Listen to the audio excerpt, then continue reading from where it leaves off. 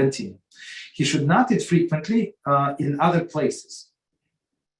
So commentaries say, outside of his own home, there is the wise man, even when he eats in private home and is proper company, should limit the numbers of home that he frequents. Pesachim 49a. Okay, so basically what it says, even it's not that it is not allowed to go for you to go to visit your friends and I don't know, people from the community. It's not it does not say that, but don't do like often like a tour in the neighborhood, right? Like so we had to host somebody like some time ago, right? And that person asked me to sign up for Shabbat.com or .org, I don't remember. So it's I don't remember this rabbi name. So basically, one of the things they do, they invite people over. So you say that I'm available on this Friday, or I'm available on Shabbos morning, or I can host somebody for the whole Shabbos, right? And other people say I'm looking at a place in this neighborhood, stuff like that, or I want to stay over. So it's like they do the match.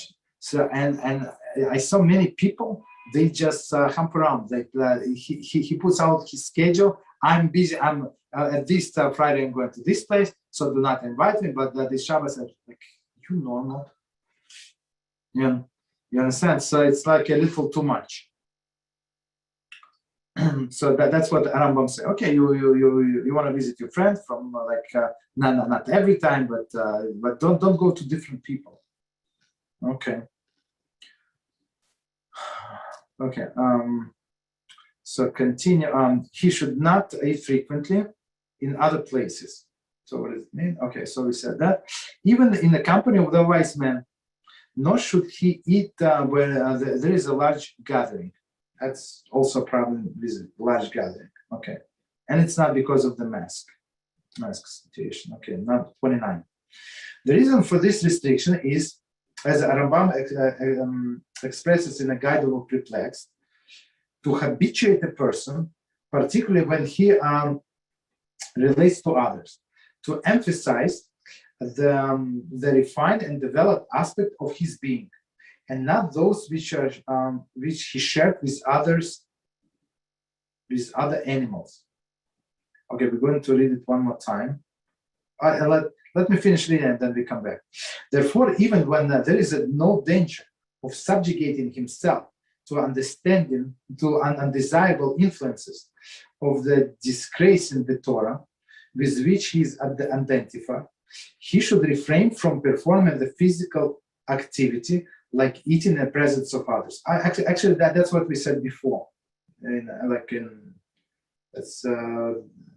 Okay, so but let me read from the beginning and try to explain.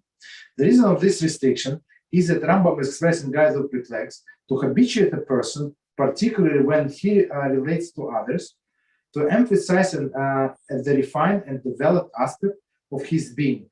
So when, as we said, so when you talk to people, so try to lower this animalistic behavior. So it's not like he like. Meaning like eating, right? Or I don't know, some sleeping like in the same room if you have options. Okay. But particularly when he relates to others, to emphasize the refined and developed aspect of his being, and not those that he shared with other animals. So as we said, so all of these things, just try to keep separate, because otherwise people would not hold you as on a high, or as on the regard as before.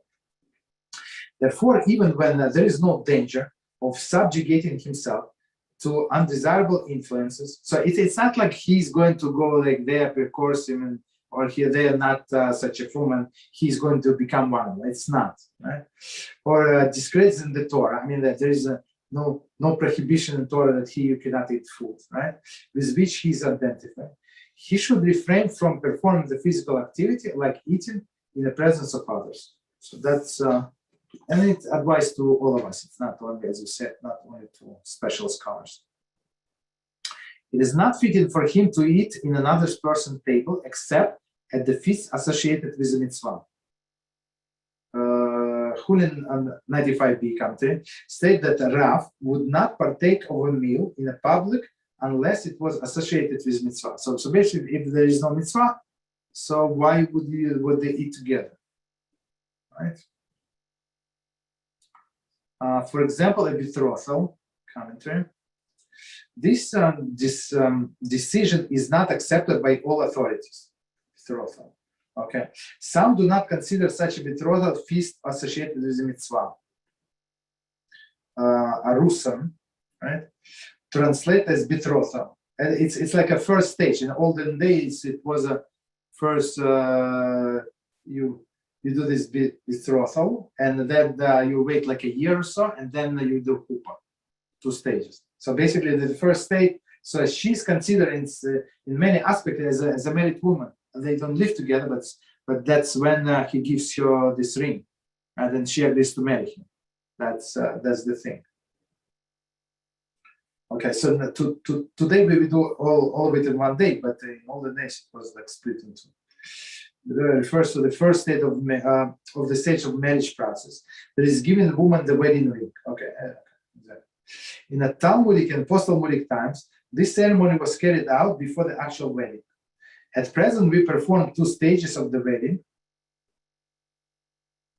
Arusim and Nisuin, together.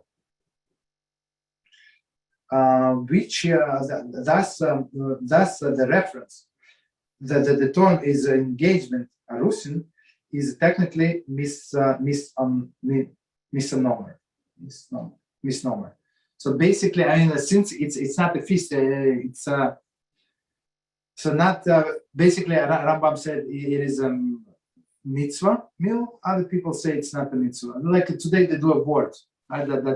That's what it is. I mean, it's not it, but it's closer. So they announce of their wedding about that they decided to get married.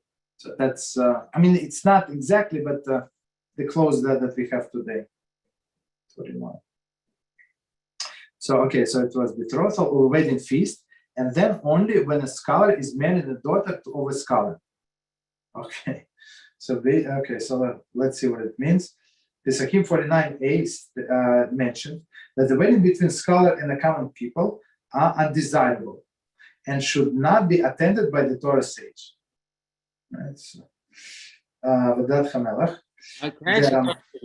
what do they consider common people? Like non-scholars, or like just regular people who don't study Torah as much as them? Like, because back then, like you're obligated to study Torah, right? So, but what is it like? Common people who work most of the day and then study like 1 hour, or not like a real chacham.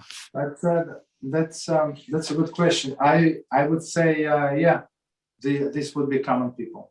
Right, like just regular workers. The regular laymen. So it would be like this. So for it says I don't remember what was it. We learned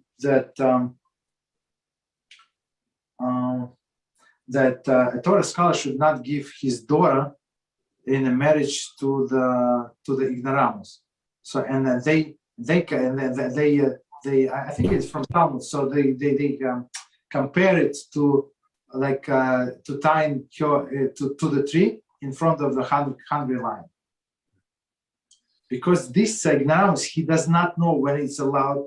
All the laws of Nida were not allowed. It is allowed, but he would behave like he's like wild beast.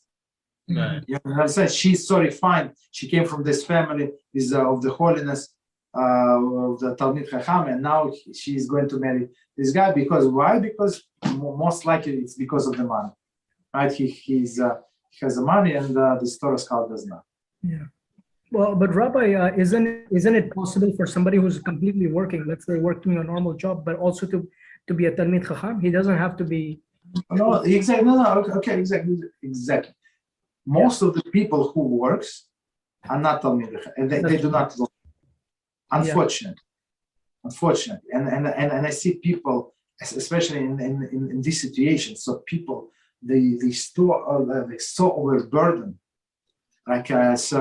these employers, they take advantage, and they because there are not so many jobs and stuff like that, and everybody is afraid to lose his job even much more than before. So people these employers take advantage, and some people that in my other groups, so they work like 12 hours a day. You understand? And plus Motzei Shabbos and plus Sunday also. Okay, they're being paid the same money, but so can this person be a Torah scholar or learn 1 hour in the morning, 1 hour? He cannot. Physically, he cannot. Yeah, that's true. You understand? And from this pressure, so people cannot concentrate. They cannot concentrate. So unfortunately, so most likely a person, if he's not a Torah scholar, and if he was not learning before, like before he got married and started went to the business world, it's very hard for him.